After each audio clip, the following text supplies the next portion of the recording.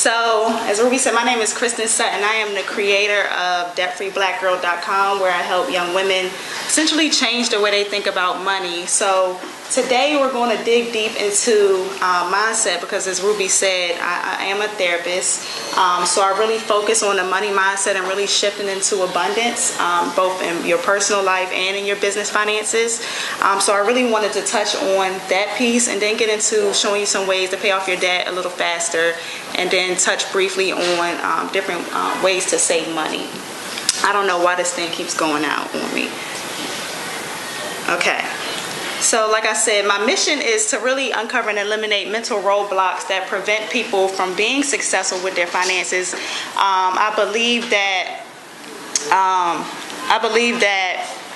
it's really imperative to get your mindset in place first before trying to implement strategies, because we all know what we need to be doing with our money essentially, right? We're just not doing it for some reason. It's really, a block that we have in our brains that are preventing us from being successful. So I really focus a lot with my clients with digging deep into the mindset, digging deep into their past, to uncover any experiences that may have happened over time, to really try to figure out why they spend the way they spend, how do they get into a rack of debt, and so forth and so forth. So really quickly, before I jump into what I have, I wanted to really just introduce you to myself, why I am here today, and why I started Debt Free Black Girl. So I was really struggling, y'all. I'm gonna start back as early as just growing up. My family, I was very spoiled. I didn't really want for anything, but we were living paycheck to paycheck. Me and my mother went to the malls probably like at least a couple times a week. Probably we was in the stores, in the malls, shopping till we dropped. My mom would get credit cards at the department stores and just picking up cards everywhere we went. So of course, when I went to college and saw the credit card table at the school, I went there first. You know what I mean? I went there before class and got my first credit card, my own. And I racked up a ton of credit card debt because I was taking my friends out to eat, going to the mall, just having it up with no job. I was a freshman in college, so I didn't have a job at the time.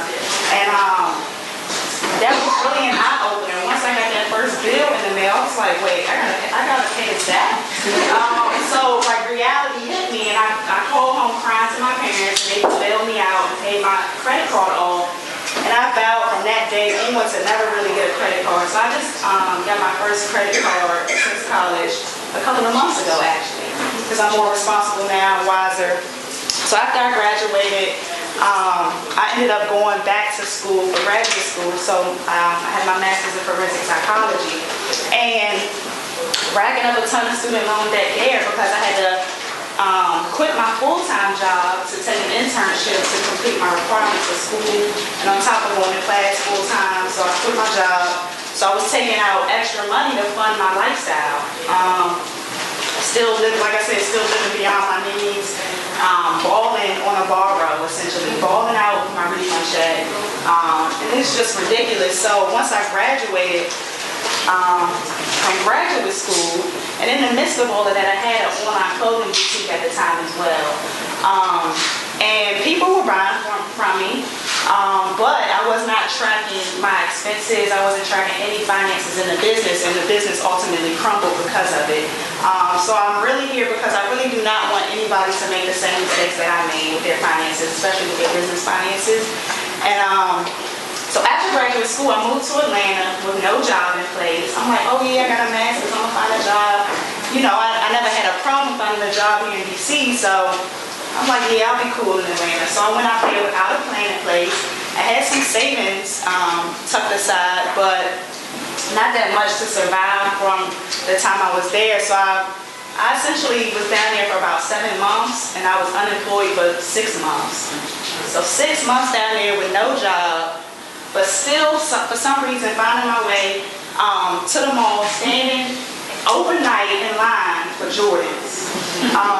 It was like disgusting. Like thinking about it now, it's like I was really messed up mentally. Going out to eat, going to the Japanese steakhouse, just having it up with no job. Like how crazy is that? So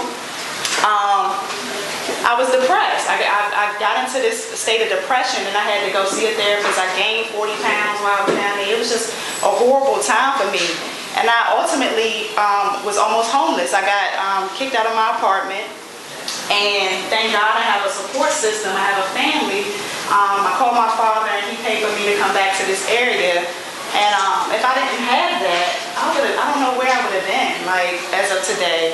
Like, I was really, like, down and out down here. So I came back and really started working on, like I said, I saw that therapist, so I was in the process of working on my mindset down there. And then I came back, started working out, started working on my finances, just doing things differently. Like, once my mindset changed, like, everything in my life changed. And last year, 2016, is when I started Debt Free Black Girl. I was laying in bed one day, and God gave me the vision to start Debt Free Black Girl. The name came to me like that, and I just started getting to work because, especially in the African American community, we are not taught too much about finances growing up. So I really want to educate people on the importance of having this stuff together. So let's go ahead and get into the meat of things.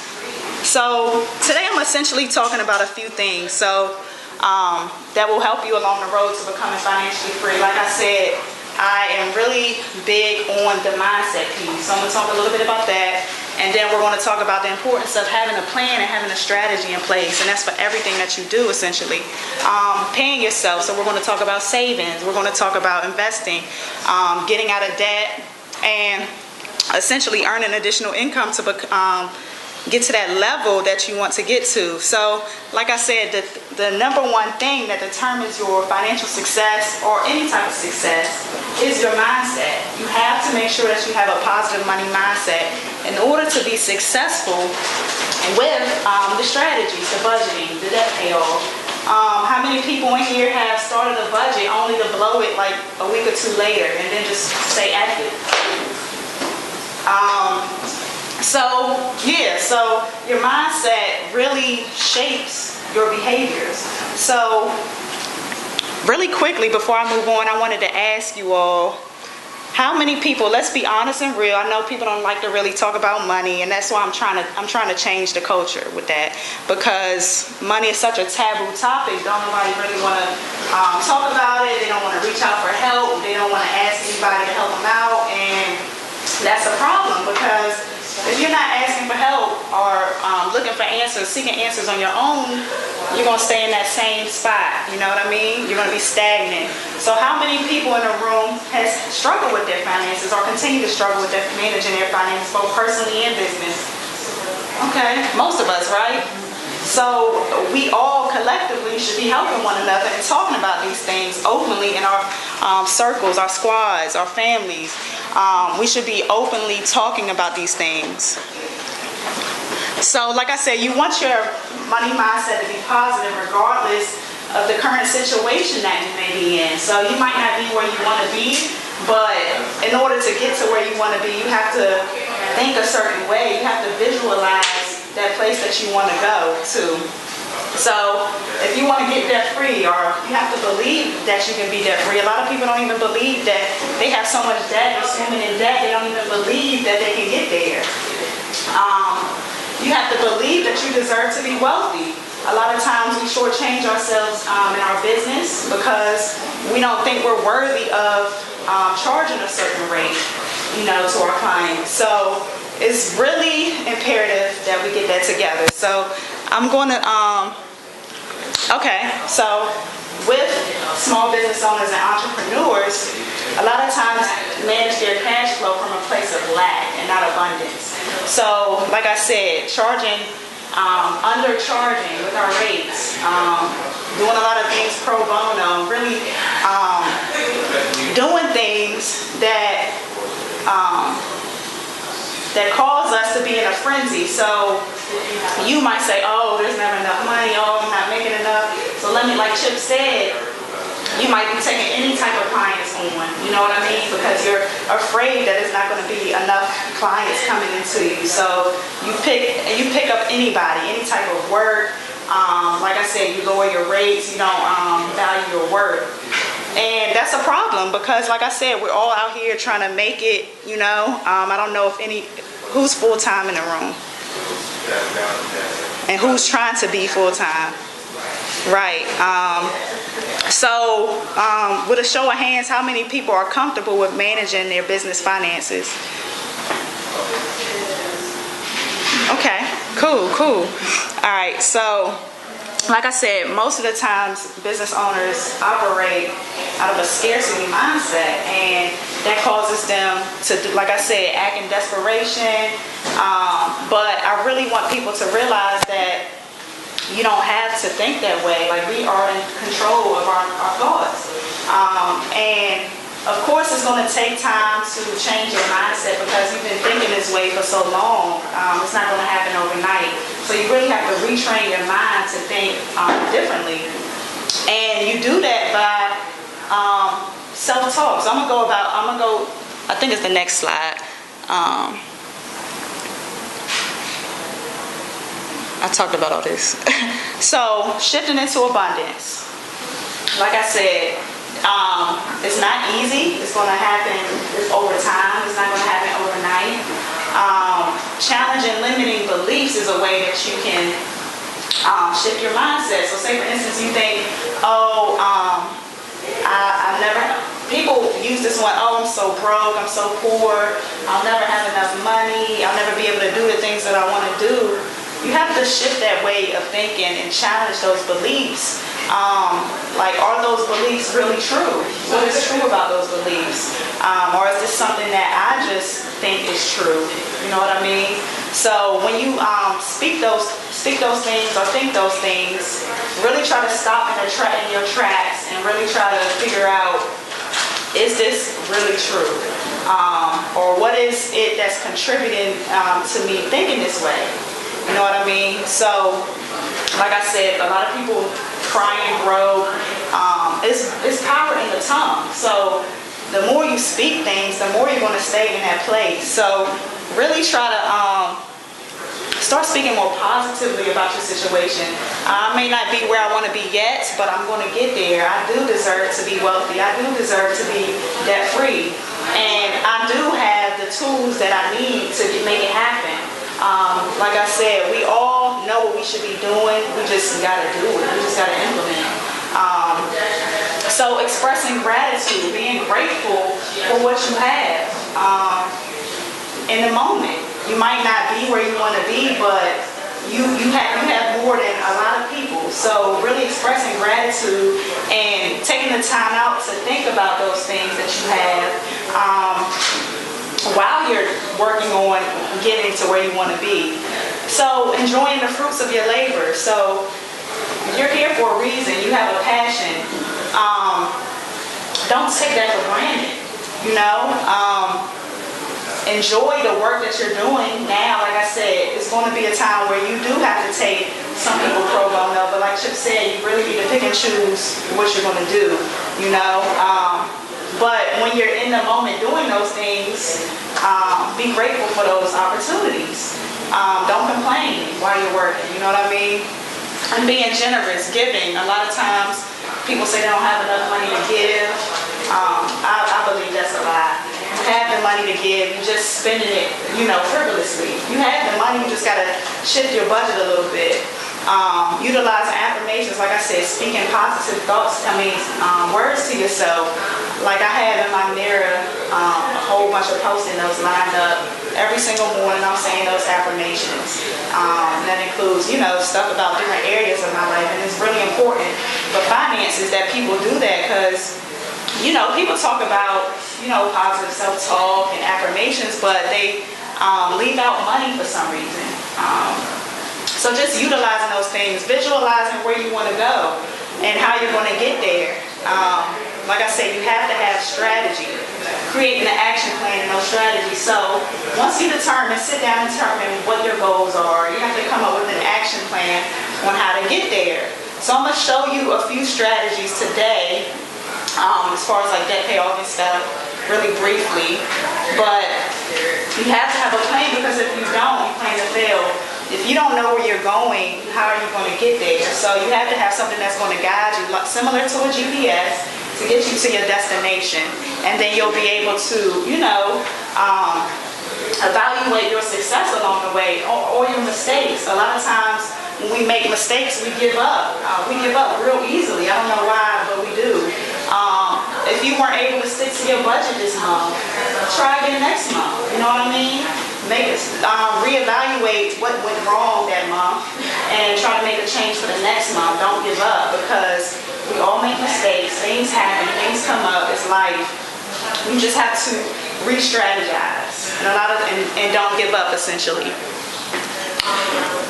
All right, so like I said, you've been thinking this way for years, so it's going to take a while to change your mindset, but as long as you're working on it daily and really feeding yourself with positive things daily, you can make it happen. All right, so paying yourself. You have to have a couple of accounts to have a complete savings program. So number one that I want to talk about is an emergency fund. How many people have an emergency fund set up? Okay, cool. So a lot of times things happen, like I said, life happens and things pop up. Oftentimes, I believe it's nearly half, or it's maybe over half of the population don't even have $500 in savings.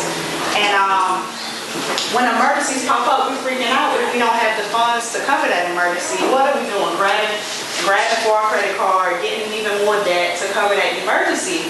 So it's really imperative that you set aside money strictly for emergencies, so when something comes up, you'll be good. Especially like when you're paying off debt and stuff and throwing anything extra at debt, you want to make sure that you have something in backup stored for you.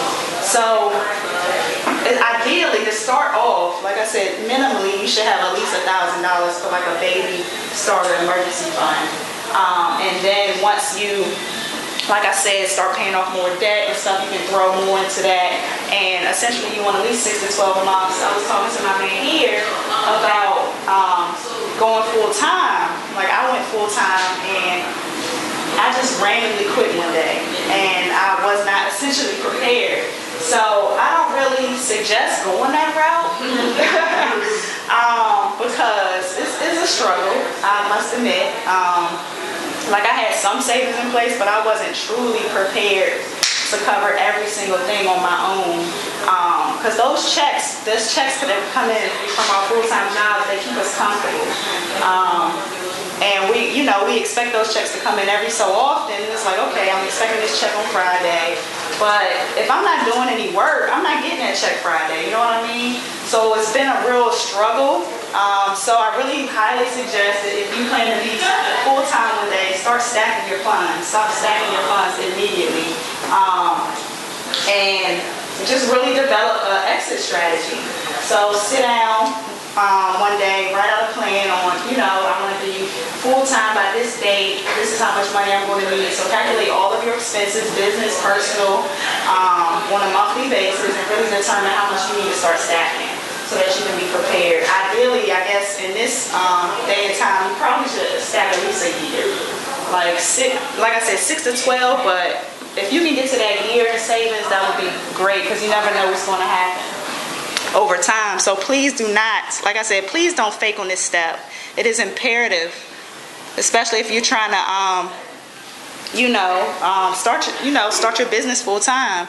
So investments, with us being entrepreneurs and stuff, we're not going to have 401ks anymore when we go full time. So you need to make sure you're putting away an individual retirement account so you can be set for retirement. Does anybody know what their financial independence number is?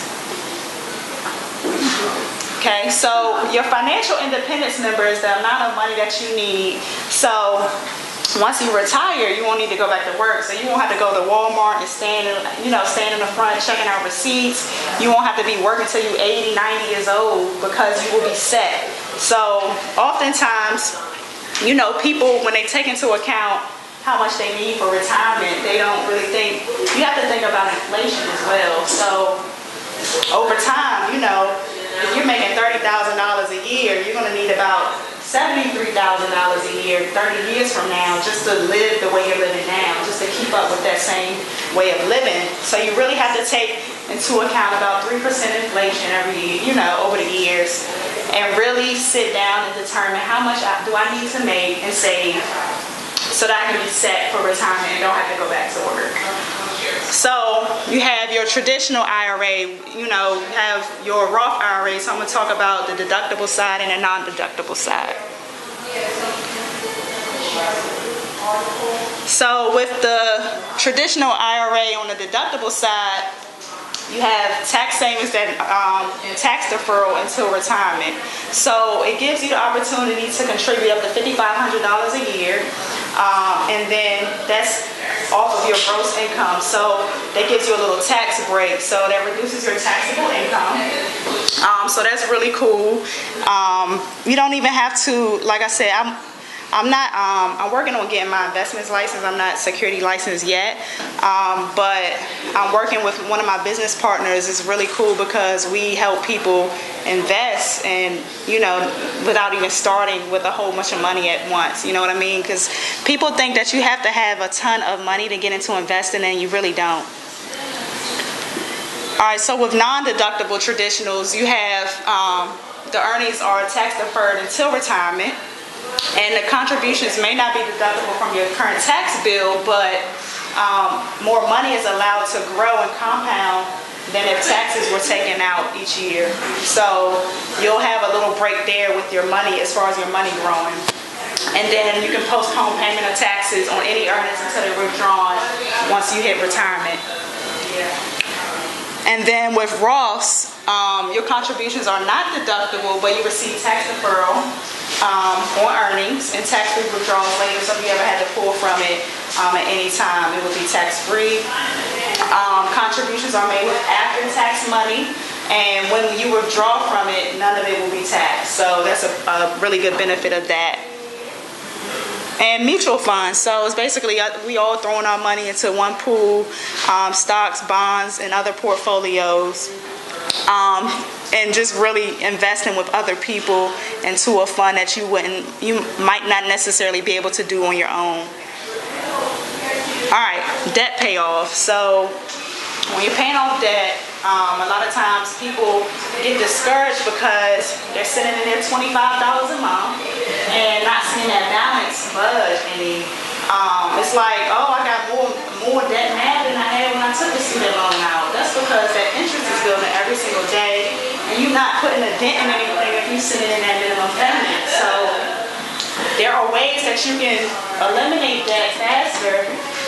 You just got to do it more strategically without dishing out too much more money. Like I said, when you're paying off debt, you have to make a few sacrifices. I'm not saying you have to cut out everything completely, but you have to make some shifts in your budget in order to make it happen if you're serious about getting it paid off quickly. So really just sitting down, taking a look at your budget. A lot of times we all love to, I know I do, I love to eat out. So I sat down with somebody one time, and she realized that she was spending, it's only her, she was spending like $600-700 a month eating out alone. And she was like, wait, what? I spent what? And she was like, I was like, yeah, you being reckless. And I sat her down and really tried to get her on like this meal prepping plan, because that really saves a ton of money, guys. Like meal prepping has saved my life and allowed me to pay off debt faster. You don't, like I said, you don't have to cut out eating out or going out completely, but just instead of going to brunch every weekend, go once a month. Just make some changes and sacrifices so that you can achieve your goals. So with paying off debt, we can do the snowball method or we can do the avalanche method. With the snowball method, you're lining your debts up smallest to largest, regardless of the interest rate, and then you're knocking them out one by one. So any extra that you find, like once you start cutting expenses, say for instance I have a slide that I'll show you an example on, but say for instance your credit card bill was the smallest debt that you had, and it was a minimum payment of $100 a month. But you found some extra money by moving some things around. Say for instance you found an extra $200. So now you want to put $300 on that bill instead of that $100, so you can get that paid off faster. And once you get that debt paid off, you'll apply that $300 that you was paying on that to the next debt on the list, and then just snowball your way down. So you're not really paying any extra over time. You're just using the money that you're freeing up to pay off those next debts on the list. And then, so this is really great. The snowball method is really great because once you knock off that first debt, you're like, okay, yeah, maybe I can do this. Like, you start building momentum, start building your confidence, and really get into the groove of wanting to see those things, you know, trickle off your list. So one con of this method is that you may pay more interest over time because, like I said, you're lining them up smallest to largest regardless of the interest rate. So you may come out more in interest. So with the avalanche method, you're lining your debts up from highest interest rate to smallest interest rate so that you can try to knock those high interest rates debts off faster. So it just depends on what kind of debts you have. Like if you have debts or student loans that all have like the similar, you know, the same interest rate, go with the snowball method. But if you have like some debts that are killing you due to interest, try to get those knocked out first so that you can save more money over time. One con to the avalanche method is it might take you forever. It might take you a little while to pay off that first debt because it might, you know, because of interest, it might be a high debt. And if it's a high debt, it might take you a little while to get it off the list. So it might seem like it's taking forever, but like I said, keep going. Keep putting in the work. Keep sending in those payments, and it's gonna disappear eventually. Debt is only temporary. So like I said, when you're making sacrifices to get out of debt and do things that you need to do, it's only temporary. It's not going to last forever unless you want to, you know what I mean? Because I was putting in, doing a financial needs analysis for someone, and the amount of student loan debt that she had, it said that she was going to pay it off in 120 years or something crazy. And it's like, it's an eye-opener when you sit down and really see, like, if I keep sending in this minimum payment each month, how long it's going to take to pay it off? You're not going to live to see it paid off. So that's why I said it's really important to determine your goals. Like what do you want your debt payoff date to be? And then that's how you determine how much extra you're going to have to put on it each month. All right, so like I said, this is a quick example. The credit card, the retail card had paying $220 on it. Once they took that and paid that off, they applied that $220 to that next credit card on the list. So they took that $353 they were initially paying, added that $220 to it, then was paying $573 a month, and got that knocked out, and then just worked their way down the list. But as you can see, they still were paying $27.20 a month, so they weren't paying anything extra. And then with that same example, without doing that method and without putting those extra payments on, it would have taken them 23 years to pay that debt off versus 9 years. They would have saved $130,000 in interest. That's crazy. I don't know about you, but that's a lot of money that I can put in my savings for a rainy day. Paid $83,000 in interest versus $214 on the same monthly payment. So I want to ask you, do you believe that you can get out of debt? Do you believe that, like I said, you deserve to be wealthy, you deserve to be financially free? Because if you don't believe it, you're not going to do what it takes to get there. You're not going to line your actions up with, you know, your goals. So you really have to believe in yourself. You really have to believe that you can make it happen.